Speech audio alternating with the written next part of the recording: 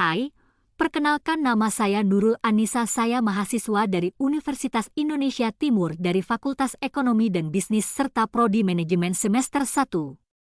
Tujuan saya membuat video ini untuk menyelesaikan tugas mata kuliah saya yaitu Teori Ekonomi.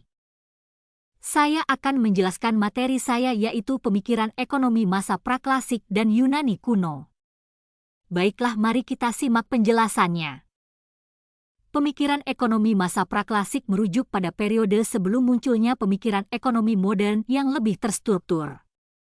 Pada masa ini, pemikiran ekonomi masih dalam tahap perkembangan awal dan belum terorganisir secara sistematis seperti yang kita kenal saat ini. Selanjutnya, pemikiran ekonomi pada masa Yunani kuno. Pada masa Yunani kuno sudah ada teori dan pemikiran tentang uang, bunga, jasa tenaga kerja manusia dari perbudakan dan perdagangan. Adapun tokoh-tokohnya yaitu 1.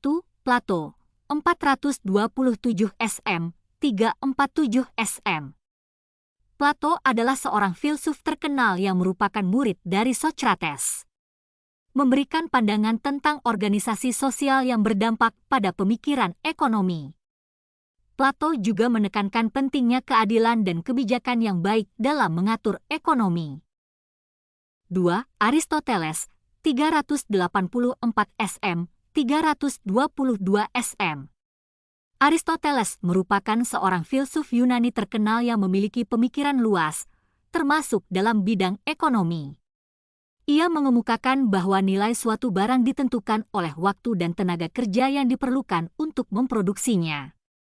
Aristoteles juga menyoroti pentingnya keadilan dalam distribusi kekayaan dan mengkritik praktik-praktik ekonomi yang tidak adil. 3. Xenophon, 440 SM, 355 SM. Xenophon adalah seorang sejarawan, filsuf, dan tentara Yunani kuno.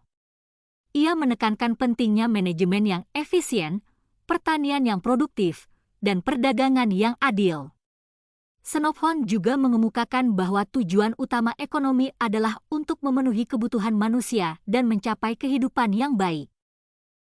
Pemikiran ekonomi pada masa Yunani kuno ini memberikan landasan penting bagi perkembangan pemikiran ekonomi di masa selanjutnya.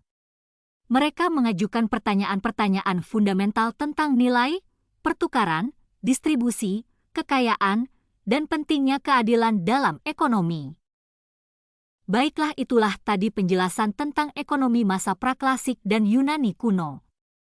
Selanjutnya kita akan membahas tentang pemikiran ekonomi kaum skolastik. Pemikiran ekonomi kaum skolastik muncul pada abad pertengahan di Eropa, terutama di kalangan para teolog dan filsuf Katolik. Pemikiran ini mencakup konsep-konsep ekonomi yang didasarkan pada pandangan agama dan etika Kristen. Beberapa tokoh pemikir kaum skolastik. 1. St. Albertus Magnus, 1206-1280. Albertus Magnus dikenal sebagai Saint Albertus Magnus, adalah seorang tokoh sangat penting dalam sejarah intelektual pada abad pertengahan. Menurut pandangannya yang terkenal adalah pemikirannya tentang harga yang sama besarnya dengan biaya dan tenaga yang dikorbankan untuk menciptakan barang tersebut. 2. Thomas Aquinas, 12-25-274.